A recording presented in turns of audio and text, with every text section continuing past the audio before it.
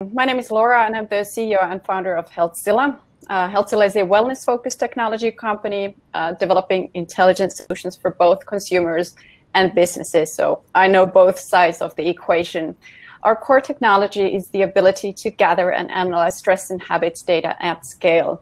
And I think the next logical step is for me to allow our fantastic panelists introduce themselves and tell a bit about their companies. So let's start with Vlado. Thanks, Laura. Hey, everybody. So I'm Vlado Bosanac. I'm the CEO and founder of MyFiziq, a technology company based out of Australia. We are a technology company that allows you to scan yourself through a mobile phone, and it gives you back very accurate dimensions. We're in the process right now of distributing all over the world and going live with different organisations. So looking forward to sharing my thoughts on tech with you today.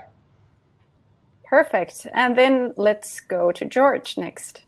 Hi, everybody. I'm Juraj. I'm the CEO of Somavedic Technologies, and we are producers of a frequency therapy device that is helping our bodies to regenerate faster, to sleep better, to get rid of brain fog.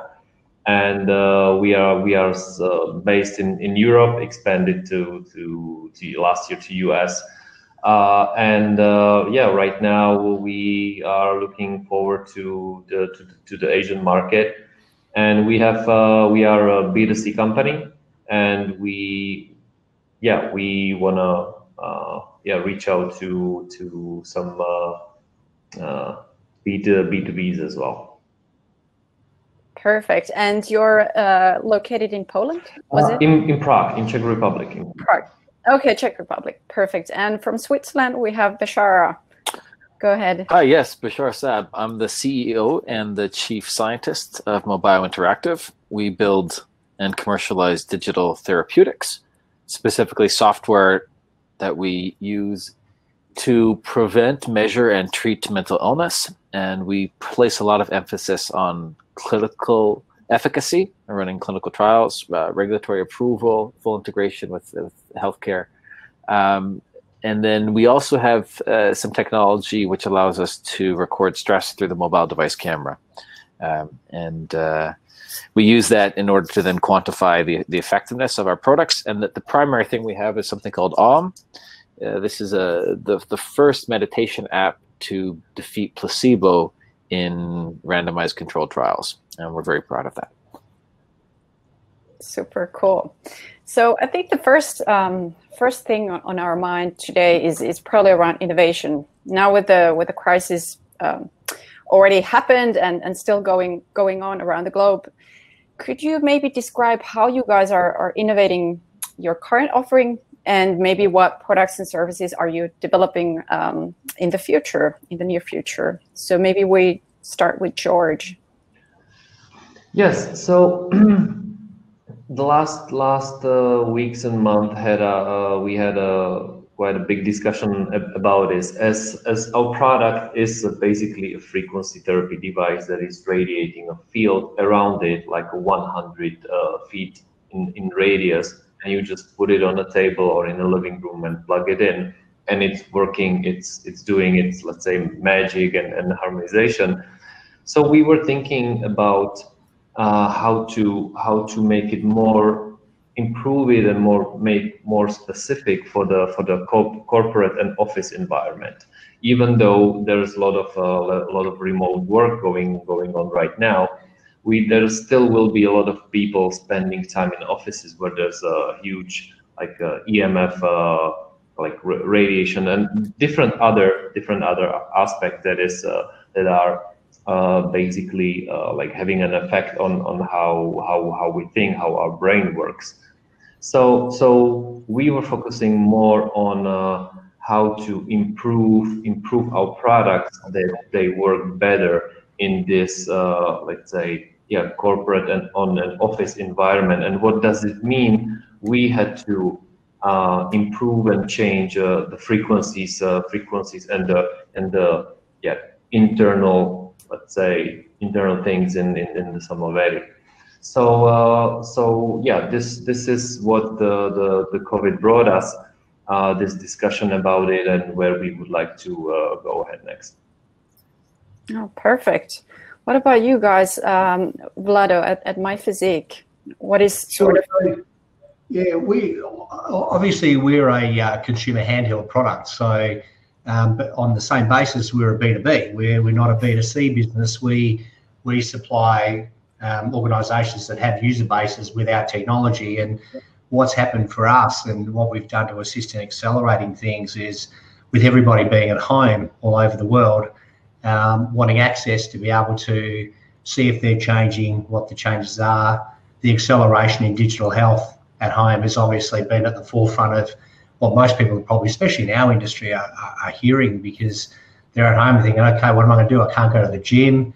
So we fit nicely into that. We segue well into that proposition because people are at home, but the gyms are wanting to try to find a way to still engage, because they have all of these members and all of a sudden no income, no engagement, everybody's at home. So a lot of the gyms got pretty smart about that and started putting training and trainers onto their applications so that people could be trained and given routines and things at home to continue servicing those clients. So what we did is we supplied and are supplying the technology, obviously, to these customers to then give out to the gym style apps that had done that. But if you understood our process and understand the building of apps, that's a pretty long process. It's at a minimum with our products, probably a 6 to 8 week integration. So my guys got smart and we created a deep link process where we didn't have to do a full integration.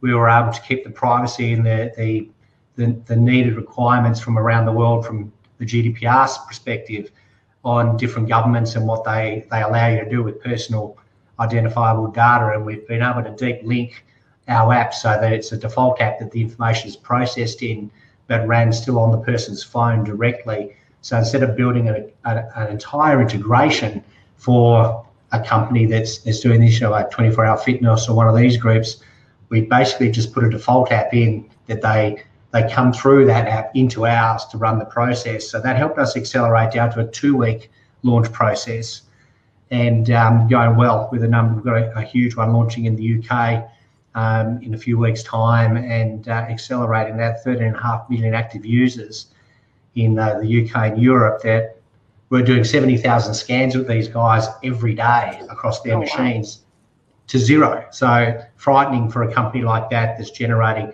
such fantastic income to then go, hang on a minute, all the income's gone because there are no sales of equipment and there are no usage of the equipment that's existing in the premises where they look after gyms and facilities. So that was probably the biggest thing we did, was got ease of access to people. But then the other thing we saw was an acceleration in groups that knew about our technology and thought, we need it now. We need it straight away because we don't know how long this could go for, and new habits will be formed while this is happening in the world. And they say it takes 21 days to create a habit. Well, if that's the case, everyone getting used to training at home is going to change that dynamic a bit. I know a lot of people will be missing the gym and the interaction, because the social side of that's probably just as important as making sure that you're training. But I think that's where it's really helped us out. So our business, we're quite fortunate. We've accelerated through this period, but we've had to pivot technically to make sure we can actually even address the new market that's come towards us because of the way we were doing it prior to this. So it's been very interesting and it helped us a lot. So we've enjoyed it. Yeah, perfect. From 8 weeks to 2 weeks, that's massive. And I would assume that has been sort of a co-creation with your clients, this process of innovation. So not just you guys, but identifying the needs. Yeah, absolutely. And probably the hardest part of that would be navigating the understanding of the privacy that is still maintained for the consumer, because with all the things that have happened with Cambridge Analytica and Facebook leaks and everything else in the world over time, that's a primary concern for a lot of these companies. Is it still going to maintain the data in our environment and keep everybody safe, which it does. So it was harder to navigate some of that for us than it was to actually get people to think, oh, great, there's a shortcut to get this live. And on the same token, it's not the perfect solution. It is a band-aid to get to people straight away for them to facilitate. But you really should be building the native app long term. So we're using this process for now. But what we learned from it is, in the future, when people want to get on board quickly, we'll say, right, we're going to stick you in this bucket. get you running, and then we'll port all of that data over for you so it keeps going in the new environment when it's completed. So it was a learning for us as well as a tech company. Yeah, and a fast one. What about Bechara at Mobio Interactive? Would you talk a bit about your innovation process? Yeah, I mean, inside of our app, we deliver a huge variety of recorded meditations, as well as some other techniques and tools in order to learn meditation and self-efficacy. And so when COVID hit, it actually happened that one of our mindfulness guides, our app is available in 4 languages so far, it includes Mandarin. And it happens that one of our guides was in China when COVID first was discovered there, and was there for forced lockdown. And then he's American. His name is Brandon Margout, and he's back in Louisiana. But then when he traveled back to the United States, he actually had to quarantine there again with his wife, and he was developing symptoms. So he had a very stressful time, and he used mindfulness meditation as a real way to deal with this, for him and his wife both, to really deal with the stress associated with, particularly early on. If you guys remember what it was like early on, when everybody's like, oh, who knows who's going to die from this, and he had symptoms. And so he translated that very quickly with us, recording it in his own home once he got out of quarantine, and created a really nice journey for us. The response to this was quite good. And then we've developed something now in more detail. So we have 2 journeys inside of the app, these step-by-step programs that take you through mindfulness training, which is very, very topical for the time. So it discusses, being mindful about how you touch things, dealing with the specific anxieties associated with, having your life turned upside down, losing your job, or even just identifying positive aspects. I mean, we've heard from Vlado just now how it's actually been good for his business, and he's not unique in that context, right there. And I think for many people, this has been an opportunity to just slow down a bit. And so there is a silver lining in many aspects to this very tragic and deadly pandemic, that we try to help people identify through the content. So that's one thing for certain that we did right away, is we developed content specifically for this period, which is something we do anyway. It doesn't matter what happens. I mean, we always have to create new content, which is meaningful for people. Great, and that would be mostly towards the consumer market, as you were talking about how you're further developing the contents of the application and the mindfulness journey. Would you have similar experiences to Vlado regarding your B2B offering, because you guys are working with the healthcare sector? Was there any urgent need for innovation in that sector, or is it more that the processes in that field are just super slow? No urgent need for innovation on our end. We've always been prepared to deal in a completely digital world. I mean, we're a completely digital company. I mean, my staff works right. So we've always had the infrastructure and the ability to do everything remotely, and we didn't have, but definitely the demand has gone up. Yeah. And the thirst from our clients, particularly in health insurance, to get this stuff out to their policyholders quickly has gone up. So the quantity of people coming and how quickly they want to work has all gone up, and that's been great. Great for me. More silver linings. Yeah. Great. Okay, so next topic we wanted to address today is, now that at least the Singapore government is talking about the new normal, and for that happening for the for the foreseeable future, let's talk a bit about client or customer demand and trends and behaviors. Like, how are people and companies now selecting, purchasing, and consuming different types of wellness products and wellness technology? So should we maybe start with Vlado? Sure. So the thing that we've seen probably leans back into Bechara's side of things, where the insurers have accelerated the wellness offerings because they want to help them maintain and understand the position their policyholders are in. And we've seen a lot of activity in that particular space for us. In addition to that, the telemedicine style companies that are trying to take a more proactive role in not just the online medical appointments and things, but also the offerings that they give to expand that user base by offering wellness products. And the one that I've seen the highest acceleration on, which actually took me by surprise, was the diabetes and weight loss companies, because their concern, especially from a government standpoint, has been people being sedentary at home and not being as active as they normally would be, and creating higher levels of risk through being home for months and months and months and putting on a lot of weight, and accelerating the healthcare problems around and associated with obesity and diabetes, with the huge rates that they have, especially in the US, where we've had a significant amount of interest from a number of companies. So, and then the buy-in from the consumer side has been fantastic. We launched last week with a company called Evolve here in Australia, and the uptake and feedback we've had has been just remarkable from the people there. And they were doing what they call phase release with Apple, where they only let it out to 1% of their consumers a day or for a few days, just to make sure nothing breaks when they're doing it. And the outcomes are fantastic, and just the feedback we've had from investors that could never get the app before that have jumped on it. So I think that consumer sentiment around finding a way to be active has absolutely accelerated, and we're seeing it through, even though we're B2B, we hear from the C. So it's working very well. And I think Nike was the one, just off the top of my head, they usually have a paid application around fitness and run club and those things. They give it away. They just said basically something along the lines with the COVID, that just have it and get active.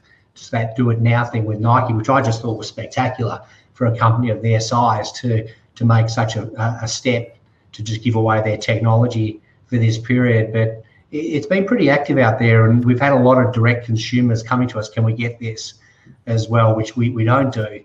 But it's nice to see that there's such buy-in now to digital, when there was I think a lot of people were concerned about it for a while. And I think this new world, as you say, the new norm, I think has created a propensity to go down this track now for people to say, well, I want something that I can use all the time. And even when they go back to the gyms, all of the technologies we're involved in have a fit, because it's a lifestyle thing that we're involved in. It's not just if you're stuck at home.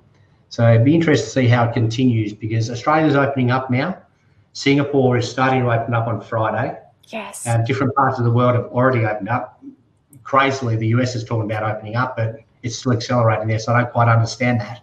But it's the new norm. It's the 21-day habit. People are going to get used to the digital world we all live in and the convenience of what we offer.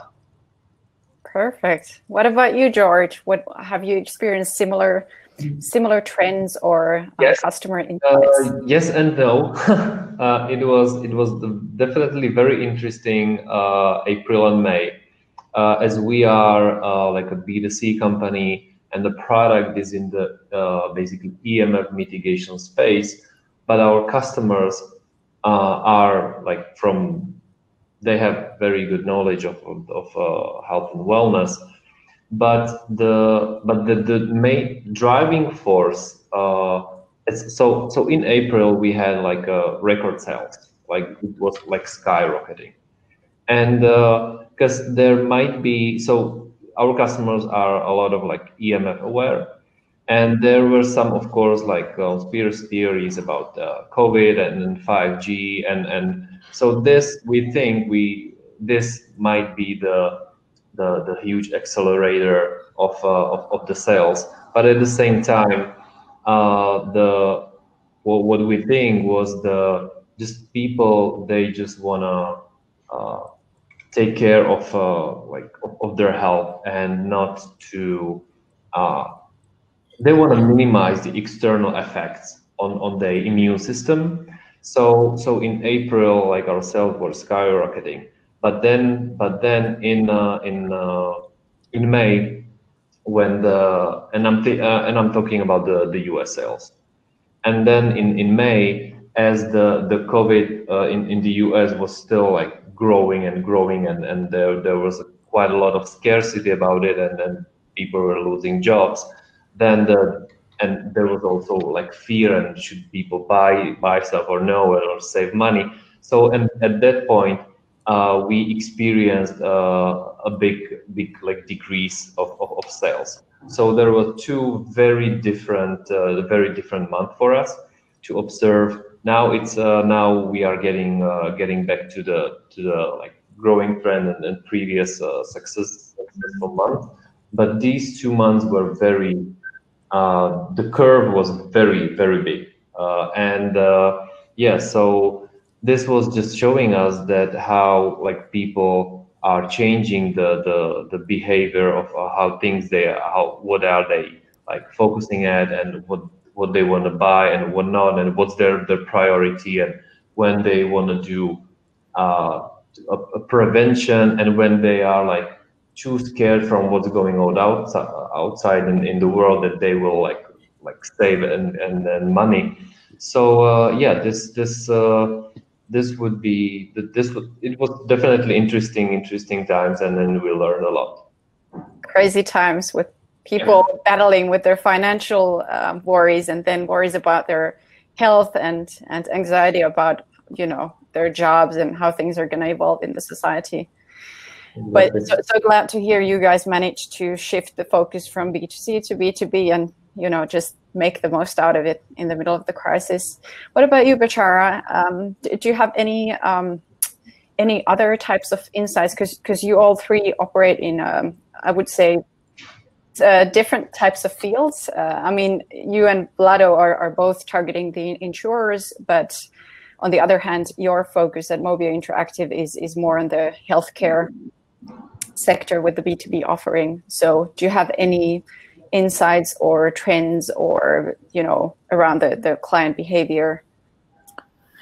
I mean, I think it's all pretty obvious stuff. The most important thing is that when a crisis hits, you see which types of industries weather the storm well, and which don't. And for this particular type of crisis, where everybody's stuck at home, but we have internet connections, you know, digital technologies do rather well. And so I think in general, that's just highlighted that. And you know, I think one thing is clear: we work with a lot of very fantastic mindfulness guides, and you know, and because of that, you know, there's a long vetting process. So I've personally spoken with hundreds of guides, and what has definitely happened over the course of the pandemic is that the percentage of guides which are open to a digital means of delivering meditation has really increased, gone from, you know, maybe 20 to 30% of guides were interested in this kind of stuff maybe 4 or 5 years ago, up to maybe about 50% last year, and now it's like 90%. Right? Everybody sees how it can work in this situation. So that's a good thing for companies like ours. But I think ultimately, you know, mobile technology is so convenient, right? Like the ability to really leverage mobile technology, phones, and also wearables to enhance your health and wellness. I mean, it's a no-brainer. When you get this stuff to work, it's just so convenient. And ultimately, you're more likely to do something the easier it is, right? I mean, that's just basic human behavior, right? And one of the great things that you know, that technology allows us to do is to do things more easily. It's so much easier to just, you know, grab your phone and open up our app and do a meditation than it is to go to a studio. Like it's just physically a lower barrier. And now that we've shown in the clinic that this is actually effective, both in university students with anxiety, in athletes as well, and also now in cancer patients, you know, it's really just clear that it's like, well, if it's easy, if it's cheap, if it's convenient, and it works, well, then, you know, you're just going to get more traction. So, perfect. How do you feel about the sort of the human interaction aspect of that? Do people, like, if you think about your app users, do they sort of miss the human interaction part, or are they just by definition the type of people who would, you know, go download the app and start venturing themselves? Because I think part of the magic with the, you know, gyms or mindfulness studios or yoga studios is actually that you get to interact with the teacher, with your peers, go to the studio. So it's like a very different experience. Yeah, I absolutely agree. And I think, the new normal, I don't know how long this new normal is going to exist. Like it's, at some point we will get over the pandemic. We'll reach immunity, with respect to new COVID. And to be honest, I mean, like, I think it's not like everybody's going to be wearing masks and gloves and maintaining, physical distancing forever, right? I mean, this except new normal, for Singapore. no, but even in Singapore, it's not going to happen. I mean, the human psychology is just not going to take it, right? I mean, I didn't introduce myself, my background, but I'm a neuroscientist. I was a PI at the psychiatry hospital in Zurich for many years. So I know a little bit about the brain and human behavior, and it's very clear that we don't just want physical interaction. We need this. I mean, this is like 99% of people need this, and if you don't get it, you go crazy, or you have other problems. So people are going to go back to how they were. Like, you can't just hug like this for the rest of our lives. It's not going to work. We will, in 5 years, we'll be back to how we were before. We might be appreciating it more, though. Yeah, so. True. Okay, let's move on to partnerships now, because like you all mentioned, there is kind of a silver lining with this crisis, and it has probably opened up some doors, some new doors, and new partnerships, new ways to collaborate.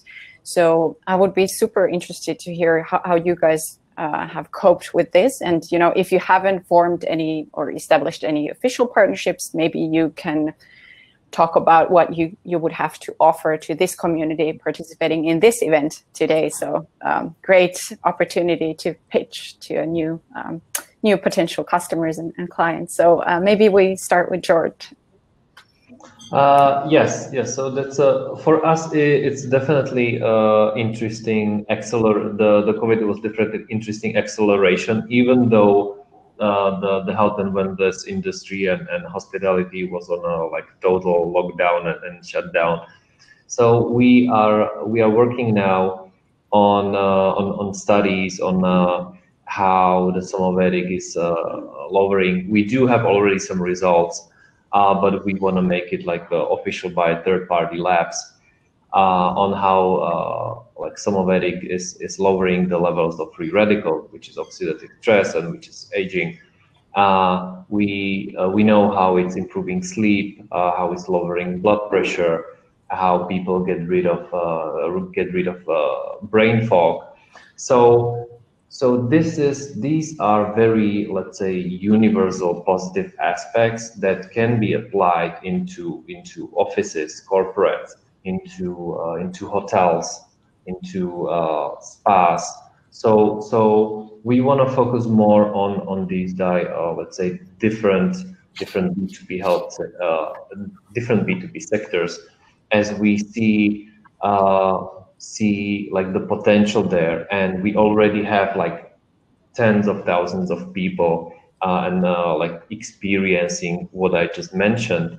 So we are now in preparing the studies for that and measurements, and then we will just reach out and work with these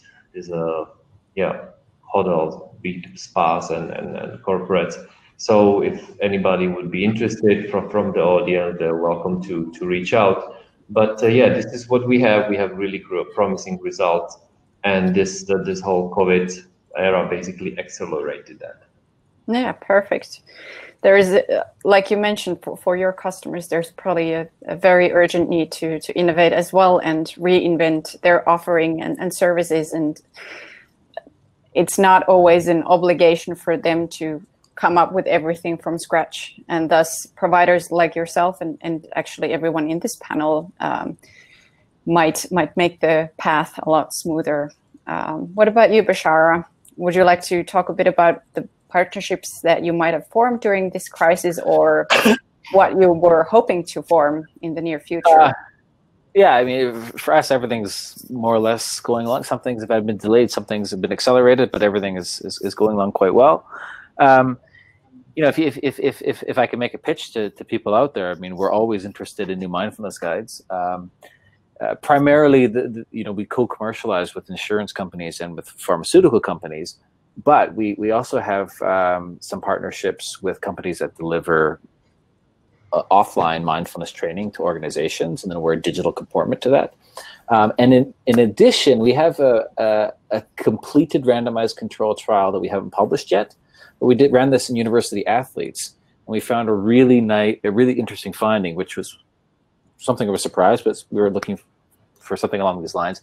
But basically, it's the mental reaction to high intensity exercise. And typically, when you work really hard physically, you know, you drain your brain. And what we discovered is that mindfulness training through our app was actually able to flip that. So then high intensity exercise then produced more of a positive result in the brain. And obviously this could be therefore a means to help people stay engaged with their physical exercise regimens, particularly of the high intensity side. So if there's people in the fitness world out there that do fitness training and they're looking for a mental support of that physical exercise, well then, you know, please feel free to speak with me. Yeah. Perfect. I think there are lots of fitness studio people out there in the crowd, so hoping that they will contact you. What about you, Vlado?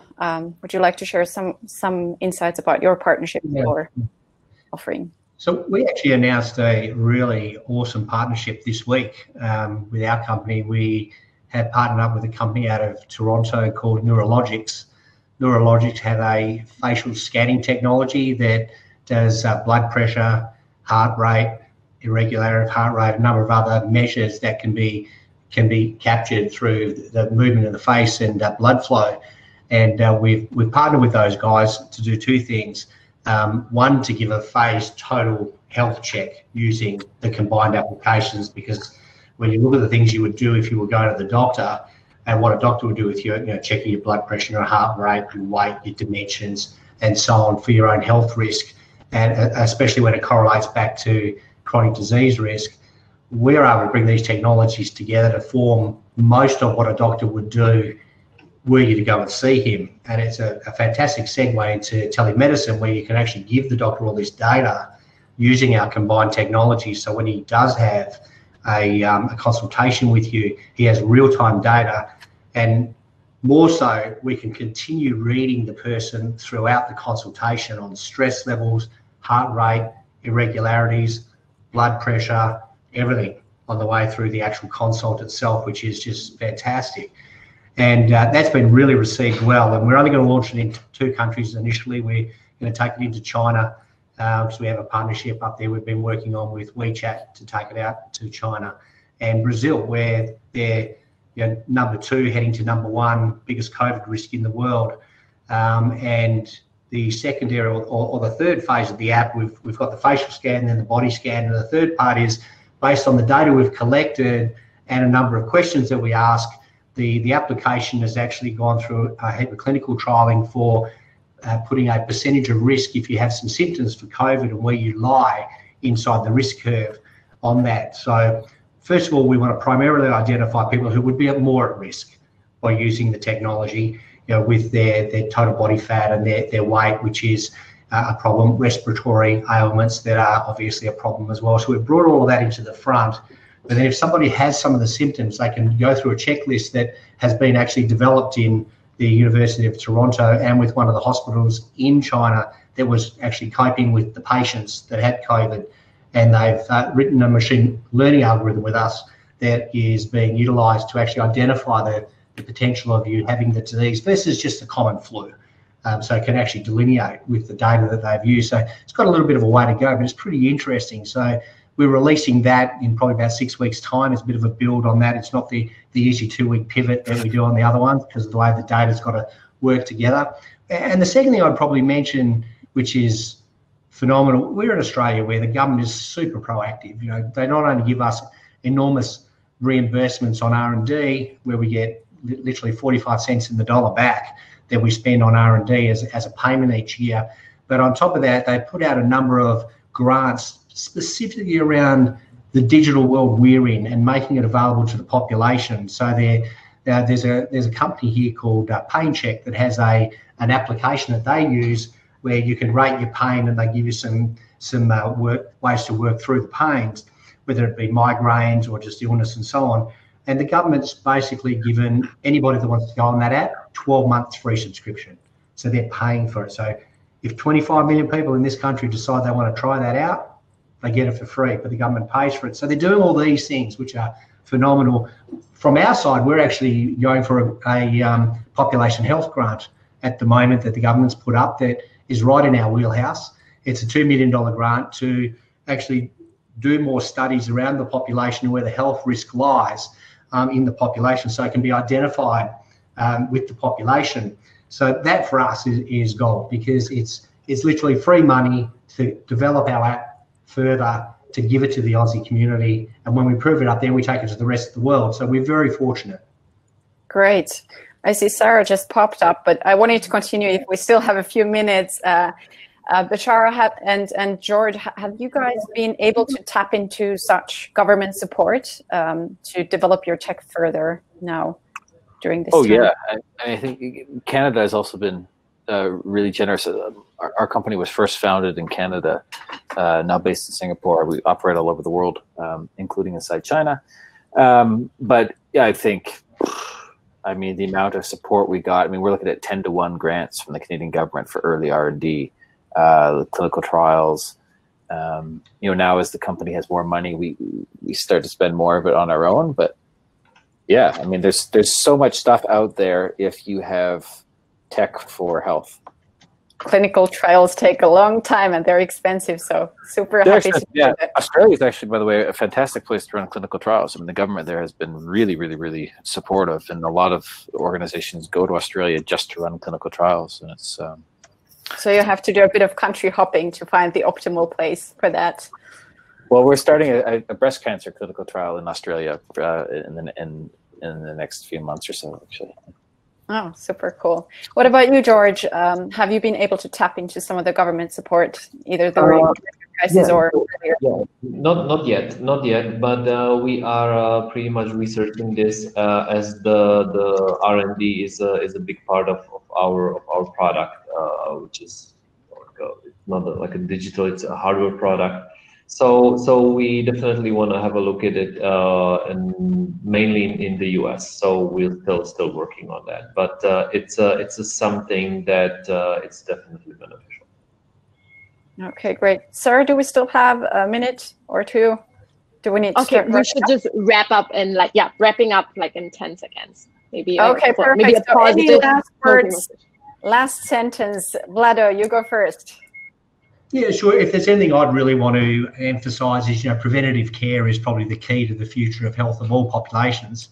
And the world that the three of us or four of us are in is all about that. It's about bringing solutions to the problems prior to the problem occurring. So it's check it, keep check of it, and stay in front of it. Perfect. George, last sentence. Yeah, I would definitely agree with Vlado on the preventive medicine and preventive approach to our health, because in times like these, then it might be too late. So let's work on it continuously. Great. Bechara? As a neuroscientist, I'll say that your body is your brain's better half. Oh, beautiful. That was it. I think I'll hand it over to you, Sarah. Thank you so much, everybody, for actually joining in this panel. Thank you, Laura. Thank you, Vlado. Thank you, Bechara. Thank you, Juraj. Thank you so much for agreeing to participate in this panel. Thank you, viewers. Thank you for everybody for staying till the end. We have now came to the end of our 4-part virtual summit series that the FIT Summit has put together. We'd like to take this time to thank everybody for your never-ending support and tuning into this series. Thank you for sharing the love so that the news of our virtual summit spreads to everyone on social media. Thank you once again. This is not the end of our virtual summit series. We've planned a huge kick-ass event in August and October, respectively. As the head of events, I am super biased, but still can't help it. There will be fantastic quality product content playing throughout our August and October event. Updates in regards to this event will be in your mailbox shortly in the upcoming weeks. Till then, keep safe, stay positive, and spread love, guys. Thank you very much.